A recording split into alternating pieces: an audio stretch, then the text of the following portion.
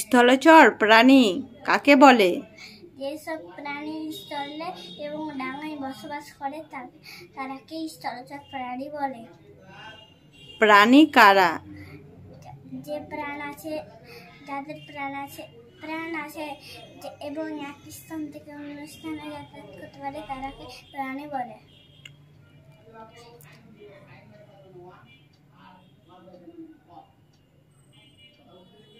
পৃথিবীতে প্রথম প্রাণীর জন্ম কবে?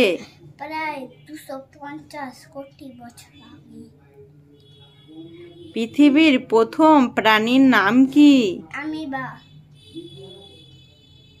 পৃথিবীতে কোথায় প্রথম প্রাণীর জন্ম হয়? সমুদ্রের জলে। প্রাণীদের কয় ভাগে ভাগ করা যায়? 4 ভাগে। কি কি? স্থলচর, জলচর, উভচর ও খেচর। সবচেয়ে বড় স্থলচর প্রাণী কোনটি? হাতি। জলচর প্রাণী কারা? যেসব প্রাণী জলে বসবাস করে তারাকে জলচর প্রাণী বলে। সবচেয়ে বড় জলচর প্রাণী কোনটি? নীল তিমি। একটি উভচর প্রাণীর নাম বলো।